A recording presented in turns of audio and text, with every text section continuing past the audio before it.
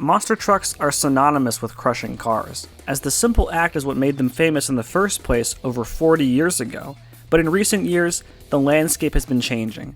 How can monster trucks thrive in a landscape that offers less and less of one of their most valuable resources, being crush cars? Why are there less and less crush cars at modern monster truck events than ever before? Well, even though it's a simple question, there isn't a simple answer, but I will provide one in this video. American cars of the late 70s especially were so absolutely and unutterably awful. Give it a superb ride. In short, you build the next generation of the luxury car. Cadillac, 1977. The 1970s provided the United States with a slew of cars that were, in small terms, less than ideal for daily driving. This has been referred to as the malaise era, where American cars were often underpowered, oversized, and struggling with reliability. Before this time, it was less about making a sedan that was safe and efficient, and more about a sedan that's 12 feet wide and seats 35, and with enough horsepower to knock you down. Instead of deviating from this approach from the 50s and 60s, the sedans of the mid-70s would be largely the same, except this time with bigger bumpers and less horsepower, largely because of the 1973 oil crisis leading to a need for more fuel-efficient cars.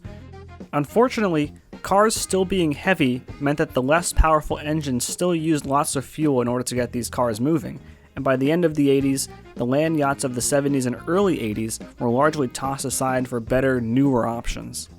Also during the 1970s and early 80s was the birth of monster trucks, which earned their reputation by crushing cars. This of course left potentially millions of options for crush cars to be used in monster truck events, and used in monster truck events they were. A big, wide, heavy car is a perfect target for a truck running 66-inch tires to hit at full speed. As a result, the first 25 years of monster truck car crushing was chock full of every lazy boy on wheels known to man being smushed and smashed into a fine metal paste. It wasn't all bad for American cars during the 70s and 80s, but the often subpar quality of large American automobiles from that time was a blessing for monster truck tracks, as these less desirable cars quickly ended up off the streets and into the scrapyards. From this point forward, there was hardly any shortage of big heavy cars to crush with a monster truck.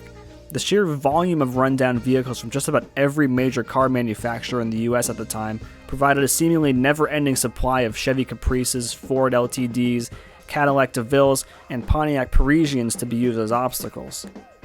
Unfortunately, while plentiful for years, the golden age of crush cars could never last, for multiple reasons. The Car Allowance Rebate System, best known as Cash for Clunkers, was a $3 billion program implemented in the United States meant to stimulate a failing automotive market due to the 2008 recession. The idea for the program was first popularized in July of 2008 by economist Alan Blinder, with the program being approved by the House of Representatives in March of 2009 and taking effect in July of that same year. The idea was to pay citizens to donate their vehicles to be scrapped and recycled as an incentive for them to purchase a newer, more efficient and safe vehicle instead, thus helping the car market in the US recover financially. Cash for Clunkers had an impressive turnout with nearly 700,000 cars being donated and scrapped, and it did improve the US car market in terms of sales over the next year as well as average fuel economy per car. Unfortunately, while this did boost newer car sales, this program was not without issue. The first problem is that more money was being spent on donated cars than was being made from the sales of newer ones. The idea was that you would be paid if you donated a car to Cash for Clunkers, but the problem was Cash for Clunkers was paying more than it was making. Another issue was that most of the cars donated were still useful and fully functional, making their scrapping seem very wasteful considering those who own even worse cars or none at all could use them. The third problem, while largely irrelevant and inconsequential to the rest of the country and the world, is that it eliminated a significant number of potential crush cars to be used for monster truck shows. Any number of the almost 700,000 cars donated during the program's 2-month span could have been useful for the purpose of ultimately being crushed by a jacked-up Hickmobile in front of a cheering crowd. It's not as if the crush car landscape immediately fell off following the implementation of this program, but over the next few years, it was becoming more and more obvious that the herd had been thinned specifically with Monster Jam, and cars were becoming less than ideal in their availability. Of course, the less older cars you have, the more modern options you go with, although modern cars are not as ideal. Perhaps the biggest drawback with modern cars is not only structural integrity, but debris. Comparing a 2010 Chevrolet Impala to an Impala from 1970 is a night and day difference, which goes without saying, but the former is most likely to be found and used as a crush car in today's environment, so it can be our frame of reference for this video. While older cars were usually much more dangerous in case of an accident, as this famous video will showcase, the body-on-frame design with steel panels created a much more sturdy base for the car to be smashed down into, rather than a modern unibody design that can crumple and flatten almost entirely without much persuasion. Modern cars are designed to have crumple zones, absorbing all the impact of a crash while keeping the driver safe in the cab, while this was largely a foreign concept to an old Malaise-era car which likely had no subframe either. This is part of why so many modern cars look the same, mainly due to aerodynamics as well as practical design. Therefore, being broadsided by a monster truck often leads to an easily flattened car that throws a lot of debris out due to the lighter metal and often plastic bodywork on the car. This was a major issue at a Monster Jam event in early 2019, where a piece of a freestanding car was flung into the tarped-off area of the stands by accident from one of the trucks, prompting Monster Jam to remove all loose crush cars from their events from then on, only embedding them inside the jumps instead, as they had previously been doing. Partially embedding a car inside a dirt ramp is a great way to protect the car's structural integrity while also providing a great strong and crushable ramp, although there's still going to be the issue of debris no matter what, as you see the minimum amount of possible debris in this current clip. Perhaps the biggest reason why the crop of crush cars became limited and why you'll see so few of them in most events today is due to quantity. There were only so many cars made in this particular old style and for a finite period of time. You can only crush so many Chevy Caprices or Oldsmobile Delta 88s before you eventually run out of them, left with only Honda Accords or Nissan Maximas in their wake. Cars known for being small and having a lot of plastic parts.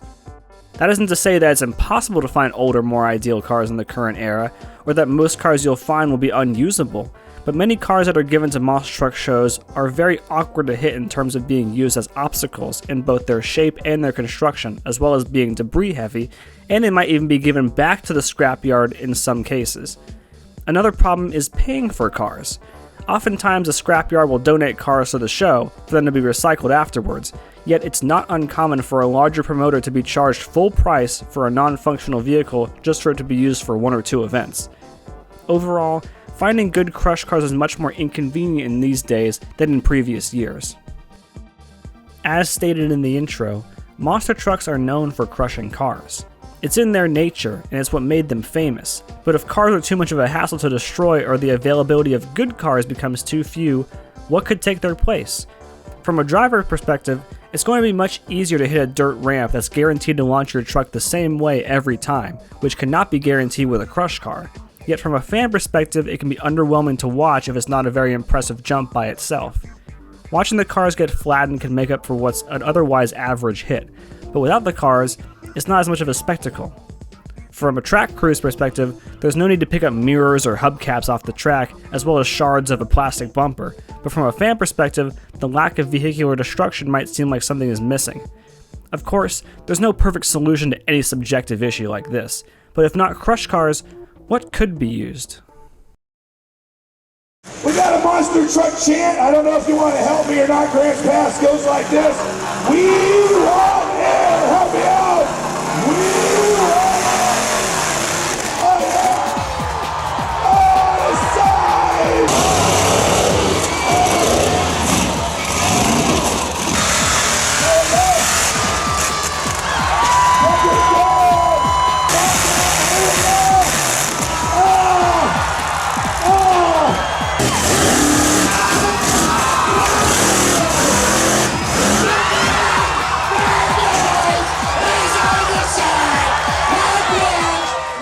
Mike Welch Motorsports events were tackling this problem as early as the mid-1990s, using tires, concrete barriers, and wooden logs as obstacles for their slapdash monster trucks to catch air off of during freestyle performances.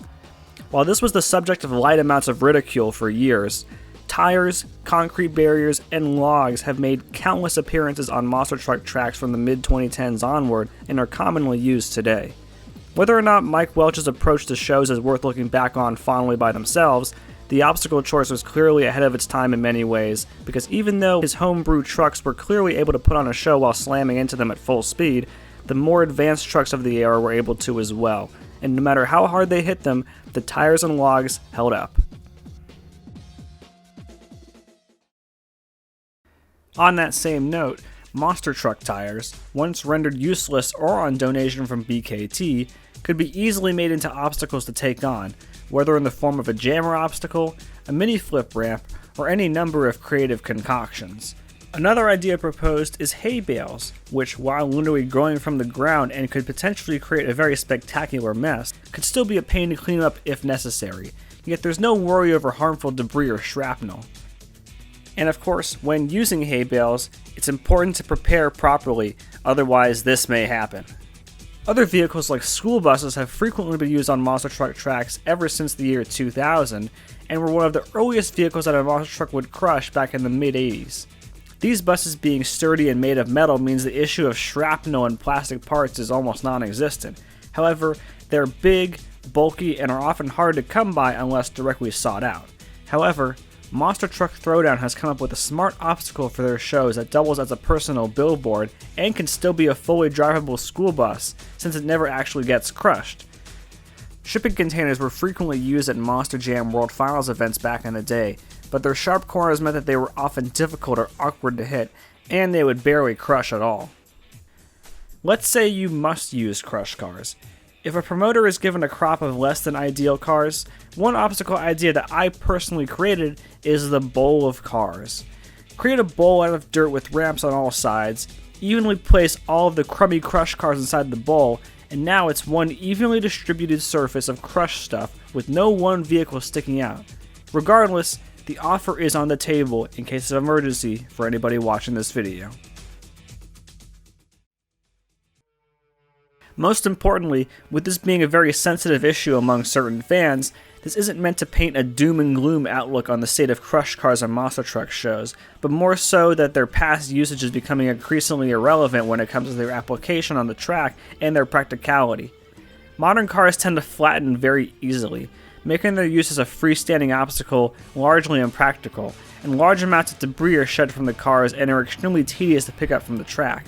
That being said, there isn't an industry-wide absence of crush cars by any means, rather that there's some noticeably more infrequent use of them at certain shows.